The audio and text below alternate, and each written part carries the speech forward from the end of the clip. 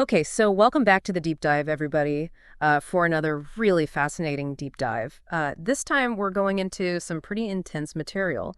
We're looking at the final stretch of George Hatcher's early life, those really crucial years up to age 19, which he covers vividly in his book. And we've got some excellent excerpts here from episode 6 of Pages of Passion, the podcast, that really, really dig deep into the aftermath of his escape from Juarez. And I think what we're going to uncover here is, how one person can navigate an absolutely relentless series of escalating crises. And we're going to see the emotional core of how he makes it through. Yeah, it's really remarkable. We left off last time with George on that train from El Paso to L.A. Right. Right? And not only is he officially AWOL from the Navy, but he's also still carrying that massive debt to Thelma, that $3,500 looming over his head. Right. And it's this really volatile mix, right? This combination of serious circumstances that kind of sets the stage for a chain reaction of choices. Some of them born out of pure desperation, some almost impulsive, that just send his life in a completely different direction. It's true. And as we dig into these events, I think it's worth paying attention to the themes that start to emerge, because you see utter desperation, of course, and then these fleeting but often really intense connections he makes with people, and then the consequences, the very real and often harsh consequences of acting without thinking things through. And then this interesting pattern of how both hope and further hardship kind of keep popping up along the way. Yeah, absolutely. Well, let's jump right in with that train journey, because that 18-hour ride to L.A., I mean, just picturing it must have been incredibly stressful for George, right on top of just the physical discomfort. You've got the constant worry of being caught, right? Every time the train stops, that underlying fear, the feeling of having no control over his situation, it probably just magnified everything else he was dealing with. And it's in that pressure cooker atmosphere that he has this totally unexpected human connection, right? This young woman named Zoe, who's recently divorced and heading to her parents in LA, she asks to share his seat. And you really get the sense that she's looking for a bit of warmth. Both literally and figuratively, maybe just some company to break up that solitary journey. Yeah, and it's fascinating how quickly that kind of intimacy can form under those circumstances, huddled together in the dark under blankets, seeking warmth. There's this physical closeness that develops. The source material even mentions their hands, exploring hidden from the other passengers. And for George, who's so isolated and vulnerable at that point, that physical touch probably offered a powerful, even if it was temporary, sense of comfort and maybe even validation. And as the sun rises, they share breakfast, and there's this small but telling detail. George lies about his age. It really speaks to his insecurity. This may be a need to appear more mature and in control than he actually feels. But that connection with Zoe, it just keeps deepening back in their seats. Things escalate, culminating in this spontaneous sexual encounter in the train lavatory. Wow. It's such an intense moment in that confined space. It really is. And it underscores how these brief encounters, when people are thrown together by chance, can take on this almost heightened reality, and for the rest of the trip into L.A., they stay close.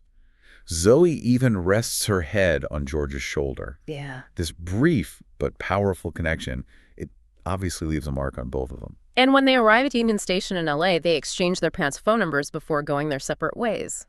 Which seems surprising given how short a time they knew each other. But it suggests that even that fleeting shared experience forged a genuine bond between them, however unlikely. It does. Yeah. But then, George's next move, it takes an unexpected turn. Instead of contacting his family, who are right there in L.A., he ends up wandering around downtown. He even gets something to eat on Olvera Street, but his mind is clearly consumed by his AWOL status and that ever-present debt. He concludes that he just can't burden his parents with this situation and the need to hide. He feels compelled to deal with the Navy directly. So he hops on a Greyhound bus down to San Diego, intending to surrender at Balboa Naval Hospital. But when he gets there, that resolve crumbles completely under this wave of fear and anxiety. He's reached San Diego feeling utterly desperate and seeks out what he calls liquid courage. Right. It makes you think about the internal battle he must have been facing, the urge to do the right thing versus that overwhelming dread of the consequences. It's a pivotal moment, for sure, and one that he later admits was a foolish decision. Because instead of surrendering at the hospital, he lets that fear of being arrested in a U.S. bar and maybe a bit of self-justification take over. He convinces himself it's too late. Right. Which leads to this incredibly impulsive and, as he says, unwise choice to get on another bus back towards the border and walk straight into Tijuana.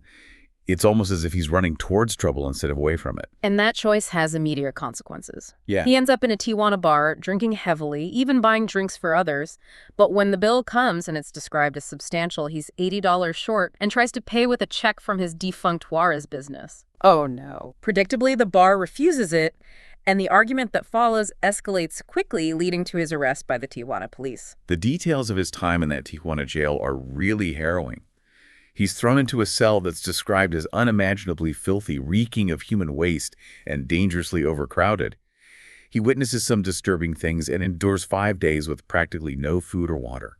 It's during this absolutely miserable ordeal that his thoughts drift to Luna, the one who helped him escape Juarez in the first place, and also to Zoe, that fleeting connection on the train. Right. It highlights how even those brief positive encounters can offer a kind of mental lifeline in the darkest of times. And then in a moment of pure desperation, he hears the U.S. Shore Patrol during one of their routine checks near the jail. He takes chance, calls out to them, identifies himself as AWOL Navy, and crucially gives them the name Hatcher, telling them to contact the FBI to get him out of there. It was a gamble born out of pure necessity. Yeah, and it pays off. The Shore Patrol verifies his identity and takes him into custody. It's striking that even though he's now in the hands of the U.S. military, George feels this overwhelming sense of relief just to be out of that Tijuana jail. It speaks volumes about the awful conditions he must have endured there. Absolutely. From there, he's taken straight to the Marine Brig in San Diego, and after the initial processing, he faces a swift court-martial for being AWOL. His assigned lawyer actually advises him that he's lucky the charge isn't desertion, which carries much harsher penalties. So faced with the evidence, George decides to plead guilty. And during the court-martial, the judge questions him directly, and George expresses remorse for his actions. He even states that he'd welcome the opportunity to return to active duty. However, the judge ultimately sentences him to 120 days confinement in the brig under the custody of the Marines. But importantly, the sentence includes the provision that after that confinement, he'll be returned to Balboa Naval Hospital to finish his corpsman training. Right. So there's still a thread of his original path open to him. Exactly. And while he is reduced in rank, he isn't discharged from the Navy at this point. There's still a chance for him to continue his service. He's also granted a phone call home, which must have been a huge relief for his family, who were undoubtedly incredibly worried. Of course. But those 4 months in the brig, they're described as pure hell. The source material really emphasizes how strict the rules are, the intense isolation and the constant censorship. George even tries to keep notes in a Bible just to hold on to some sense of self. But he's caught and receives solitary confinement as punishment. 10 days initially, followed by another 5 with a severely restricted diet for what's described as a minor infraction. Wow. It's clear that this is a breaking point for him. He's filled with anger and despair. Yeah, you can imagine. And just when it seems like his ordeal with the Navy is finally ending on the very day he's supposed to be released from the brig and presumably transferred back to the hospital for duty, his newfound freedom is ripped away. 2 detectives from Los Angeles are waiting for him. They arrest him on an outstanding warrant for grand theft. And he finds out this warrant comes directly from Thelma's complaint about that $3,500 loan he got using those forged letters. He's transported back to Los Angeles, booked in the county jail, and to make things even more complicated, bail is impossible because the Navy still has a hold on him. He's stuck between 2 systems. Oh man, that's tough. He ends up spending another 4 long months in the overcrowded and undoubtedly unpleasant county jail awaiting trial for the grand theft charge. His public defender suggests fighting the charges, pointing out possible weaknesses in the prosecution's case. But George, feeling completely drained by it, all consumed by guilt and just wanting this whole nightmare to be over, makes a different choice. He decides to plead guilty to 1 count of grand theft, understanding that this felony conviction will most likely result in an undesirable discharge from the Navy, effectively closing that chapter of his life. But at this point, he seems to have reached a state of resignation, maybe even a kind of grim acceptance of the consequences of his past actions. Yeah, it's understandable. The judge then sentences him to the California Youth Authority, the CYA, for an indeterminate period, not to exceed 3 years, with credit for the 8 months he's already served between the jail and the brig. And it's important to remember here, George is still only 18 years old. Right. His young life has already been marked by so much turmoil and confinement. Absolutely. He's then sent to Dual Vocational Institute DVI in Tracy, California. And while he recognizes it as a prison, the source material even calls it a tough place, a gladiator school. Compared to the brutality and isolation of the Marine brig, it offers some degree of relative freedom. Right. He even has his own room with a key, which is a stark contrast to being locked in a cell. And because he's classified as a student within the CYA, he has some choice in how he spends his time. He chooses vocational training in refrigeration and air conditioning, and also enrolls in classes like typing and accounting. It shows a proactive effort to learn skills and make something positive out of his situation. He even earns his high school diploma equivalency pretty quickly, demonstrating a real commitment to self-improvement. And then in a completely unexpected turn of events, while at DVI, he runs into Pi, an old acquaintance from his younger days back in Hollenbeck. It turns out Pi holds a significant position within the inmate hierarchy at DVI, and this unexpected friendship gives George a crucial layer of protection in what can be a very dangerous environment. The source even includes a brief conversation where Pi reaffirms his loyalty and offers support. It really highlights how those past connections, even seemingly insignificant ones, can have major unforeseen consequences. It's true. George also keeps up a correspondence with Luna for a while, and she even goes to the trouble of arranging for his Ford car to be driven all the way from El Paso to his parents' home in Los Angeles. Wow. But as often happens with relationships strained by distance and circumstance, their letters eventually stop. He also reconnects with Mike, someone he met in county jail, and George actually uses his connection to Pi to protect Mike from a potential confrontation with the gang, which solidifies their friendship.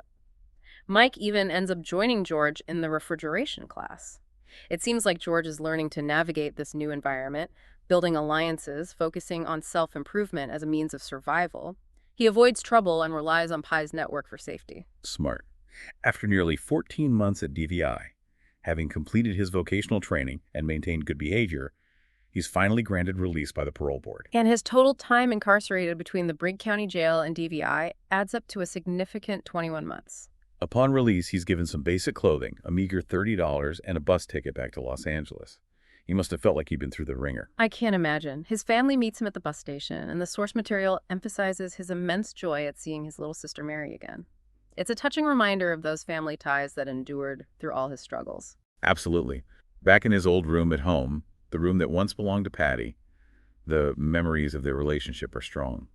His mother mentions that Patty called several times while he was away, and he doesn't hesitate to call her. And it's described as a very emotional phone conversation. Patty cries and apologizes for her mother pressing charges, even claiming that Thelma never intended for him to go to prison. What's remarkable is that George doesn't express any anger towards Patty. He reassures her and promises to repay the debt to her mother eventually. They reaffirm their deep friendship, suggesting a real level of maturity and forgiveness on George's part. Yeah, that's impressive. The very next day, in what seems like a determined step towards getting back to a normal life, he goes to renew his expired driver's license. When the DMV clerk asks about the expiration date, George makes a surprisingly honest admission. He tells her he's just been released from prison.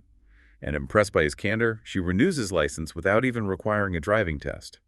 It's a small but significant moment of unexpected grace. It is, and that's where the first volume of his story ends. At just 19 years old, George Hatcher is a free man with a high school diploma equivalency, a vocational certificate in refrigeration, and a renewed driver's license. But he also carries the weight of an extraordinary amount of life experience, love, betrayal, crime, survival, loss, and a significant period of incarceration. Experiences that far outweigh his chronological age. This deep dive into George's late teens really reveals a period defined by impulsive choices that had some very serious consequences. But even amidst all that darkness, we see moments of human connection and remarkable resilience. We've witnessed a rapid succession of life-altering events, from that fleeting intimacy on the train to the harsh realities of prison, and ultimately that tentative step back towards freedom. Yeah. It's true, and for you, the listener, I think it's worth considering how seemingly small decisions can have such a profound and cascading impact, and how quickly circumstances can spiral in unexpected directions. George's story, as we've explored it through these podcast excerpts, really highlights the challenges of navigating adulthood, especially under pressure, and the lasting impact our past actions can have on our future. But at the same time, those relationships he formed, even the brief ones, provided crucial moments of hope and support during incredibly difficult times. It really underscores that fundamental human need for connection in the face of adversity. Absolutely. Having now absorbed this intense period of George's young life, it really makes you reflect on his capacity for both self-destruction and ultimately survival. What single decision, looking back, do you think had the most significant impact on his trajectory during those formative years, and what might have unfolded differently if he had chosen an alternative path at that crucial moment? This glimpse into a life lived so intensely on the edge offers a lot to think about in terms of the forces that shape us and the potential for change, even after profound setbacks. Yeah, I think that's a great question for everyone to consider. Definitely. A lot to unpack there. Thanks for joining us for this deep dive into the life of George Hatcher, and we'll see you next time for more fascinating stories. See you then. Bye!